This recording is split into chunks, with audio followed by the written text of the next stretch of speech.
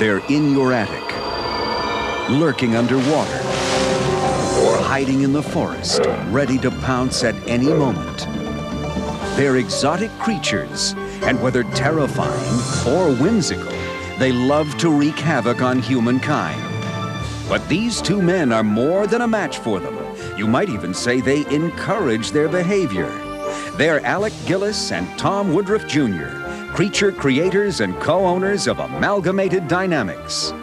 Coming up, we'll take a journey into the Jumanji jungle, where Robin Williams comes face to face with Tom and Alec's giant poisonous spiders, ferocious lion, and hungry crocodile. We'll see how old wolves, when of the animatronic variety, can be taught new tricks. There you go, good boy. And we'll go behind the scenes with Rick Lazzarini and his team from the Character Shop as they create the first parachuting pachyderm in cinematic history. Next on Movie Magic.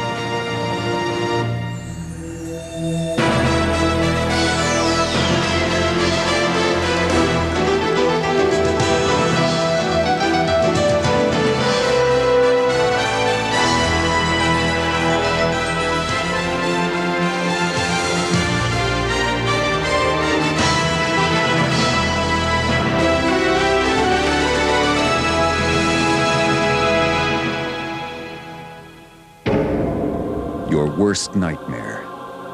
Trapped in a dark, dusty attic, and suddenly giant spiders are everywhere, dropping from the ceiling and scurrying around the floor. Fortunately, these arachnids are the work of special effects artists, part of the menagerie of creatures that stalk Robin Williams and co-stars in the comedy adventure Jumanji. Their creators, Tom Woodruff Jr. and Alec Gillis, have been designing and building things that go bump in the night for more than a decade. They met while working for creature creator Stan Winston on such films as Aliens and Pumpkinhead. In 1988, Tom and Alec formed their own company, Amalgamated Dynamics Incorporated, or ADI. Their first project was to create 30-foot worms that terrorize a desert town in the horror film Tremors. ADI also created special makeup and fat suits for Tim Allen in The Santa Claus and brought to life the villainous Goro in Mortal Kombat. In 1993, ADI received the Visual Effects Academy Award for Death Becomes Her and an Oscar nomination that same year for their work on Alien 3. Tom and Alec are known for bringing physical realism and personality to every creature they create. I've always seen monsters as well-rounded characters, and even as I was a kid watching Godzilla tear apart a city, I realized there must be something more to Godzilla. There was more to King Kong, and that's what made him great. Their challenge with Jumanji is to bring to life a variety of jungle animals and plants. In the film, these unusual creatures emerge from an ancient board game being played by the leading characters. In Jumanji, we were charged with the responsibility of designing them with a little bit of style. Even though there's an element of caricature to these animals, we want you to believe them. We want you to believe in the world of Jumanji. As they attempt to escape the perilous game of Jumanji, the human characters find themselves trapped in an attic, surrounded by giant poisonous spiders. They appear out of all the nooks and crannies of this dark, spooky attic, which we thought was just great because everybody's afraid to go into an old, dusty attic because you think you're going to see a spider, and in this case, you sure do. The spider body is designed to resemble the menacing Black Widow, but made translucent, accented with color to achieve a tropical jungle look. The legs are cast out of a tinted translucent urethane. Tiny spines on the legs are created with drops of silicone. A drop of water added to the silicone with a Q-tip helps the silicone cure. To avoid the need for external power cords, internal batteries are used to power the mechanical systems that control the spiders' bodies. On set, the spiders' movements are operated by two puppeteers via radio-controlled joysticks. Jumanji also features a fierce lion, which Tom and Alec have designed to stalk, leap, and roar just like the real animal. 3 off-camera puppeteers control the lion's face, and a 4th operates the head and neck. It's more than just simply pulling a lever and making something move. You have to think in concert, usually with 3 or 4 other people. You have to know how to take direction and think like that single aspect of the creature that you're representing.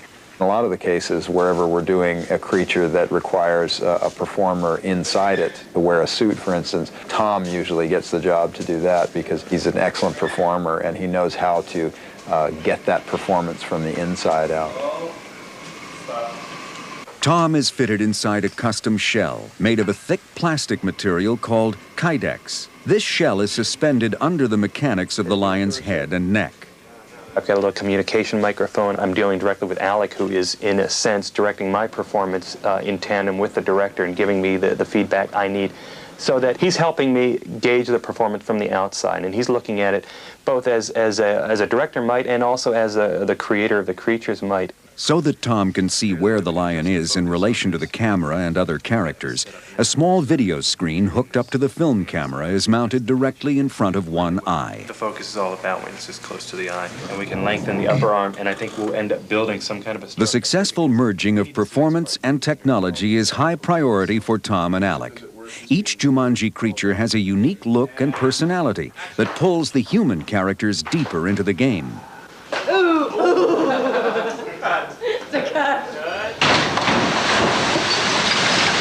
After surviving their encounter with the lion, the Jumanji characters battle a monsoon that violently washes through the house, bringing with it a man-eating crocodile. Tom and Alec have built 2 crocodiles to accomplish this scene. The swimmer, which is 15 feet long and 3 feet wide, is used to glide through the water. Tom stands on a dolly mounted on a submerged track. His head and shoulders are inside the open belly of the crocodile, and he controls the head and tail by operating a lever in the body. He is fully equipped with scuba gear and a combination transmitter-receiver device that connects him to Alec and director Joe Johnston. And action! Head, Tom. The attack crocodile was designed for close-ups and scenes that require interaction with the actors. 4 puppeteers are needed to manipulate the giant reptile. 2 control facial expressions and head and body movements by remote control. The other 2 operate a cable mechanism driving the front legs, working against the tremendous pressure exerted by the water. For Tom Woodruff, all of the physically confining hours wading through water or strapped inside the body of an animatronic lion are ultimately rewarding. There's something about seeing the film when it's screened with an audience. Now there's characters and there's music and the audience is sitting there, and that's just great to know that you had some small part to do of making that story come along.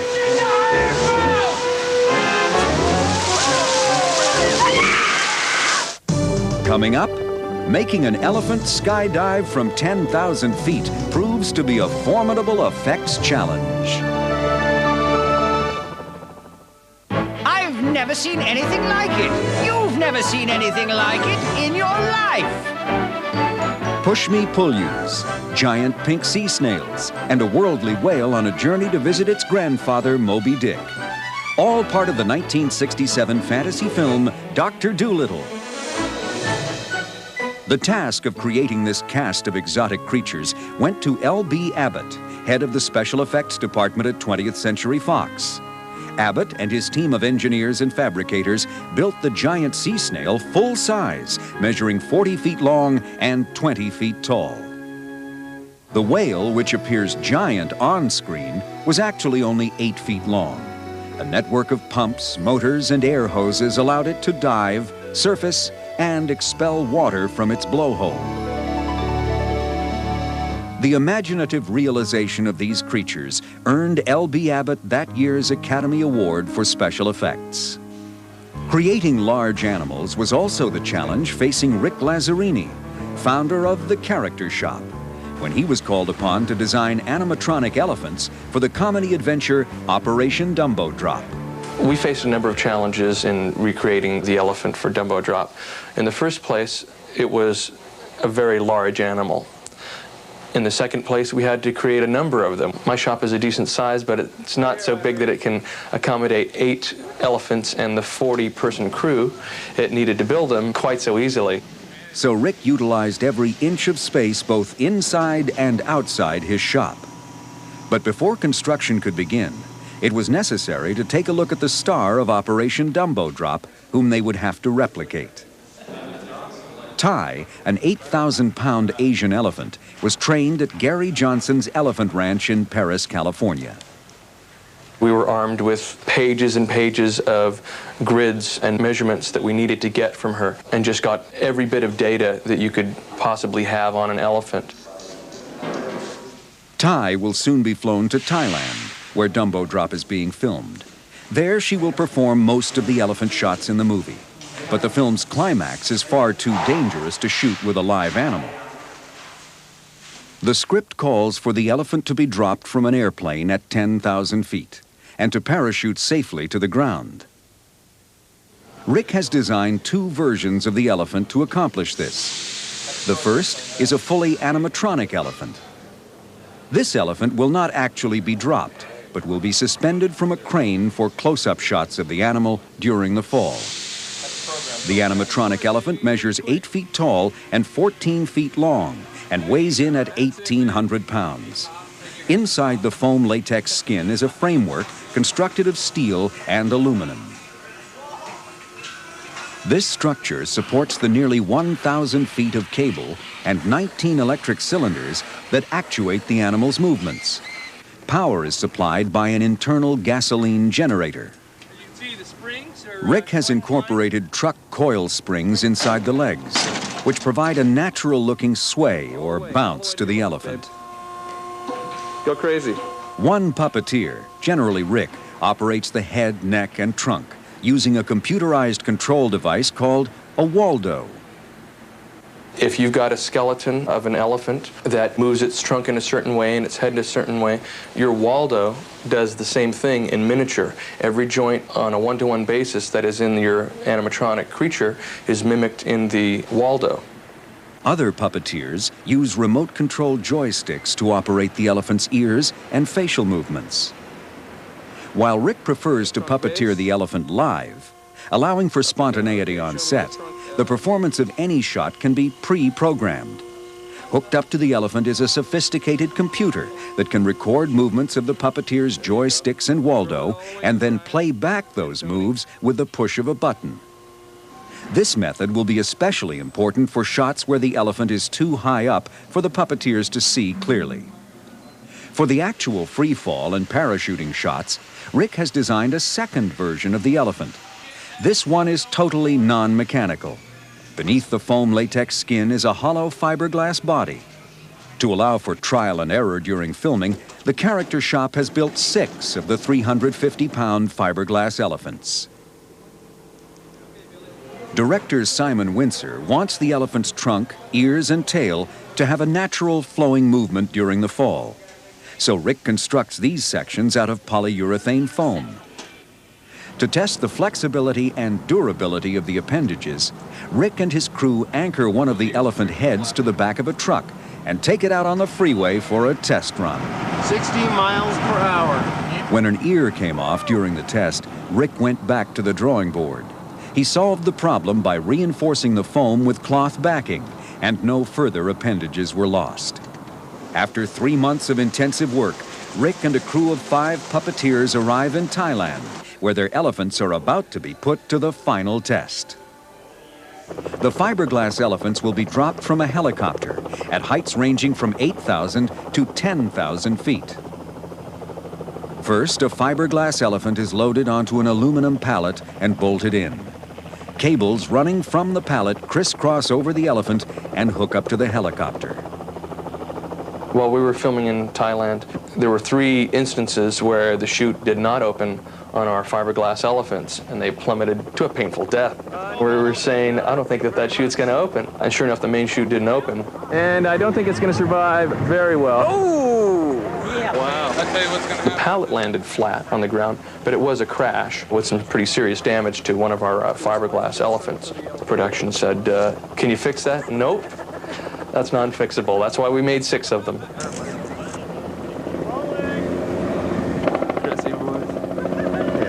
After 18 drops over 10 days, Rick can finally breathe a sigh of relief.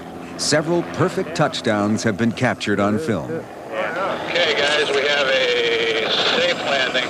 Safe landing. When you're working with an elephant, everybody has an idea of what an elephant looks like. We've all seen them, so it's gratifying to see people watching the trailer and hearing them argue about whether or not it was real. That's quite a compliment.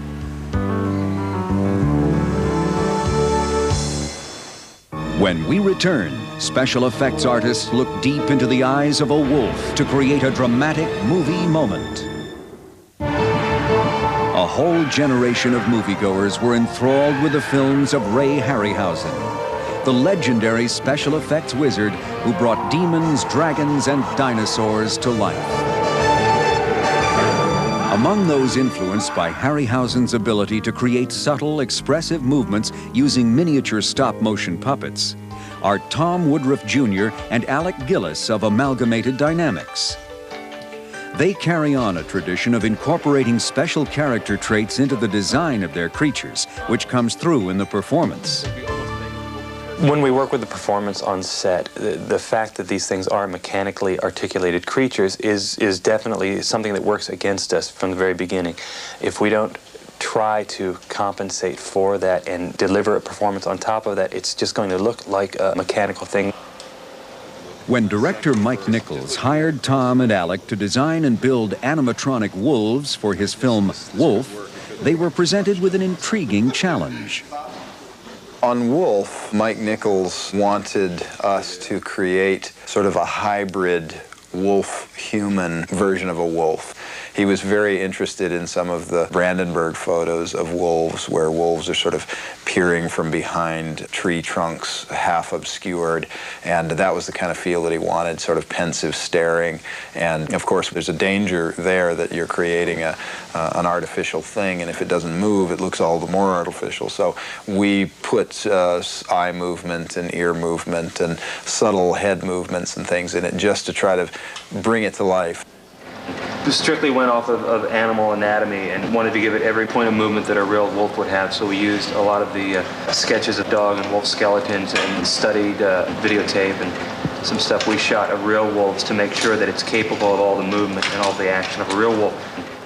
To impart a human quality to the wolf, Tom and Alec concentrated on the eyes. We've taken some of the planes of a human face and transposed them onto a wolf.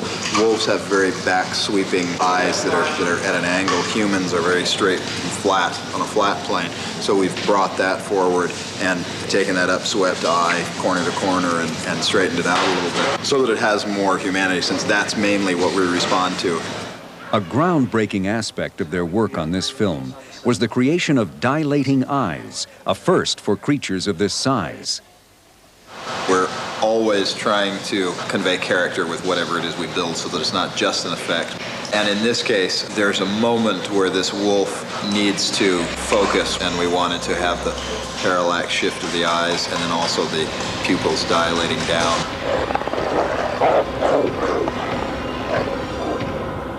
The mechanism controlling the dilating eyes was designed on a computer-aided design, or CAD system.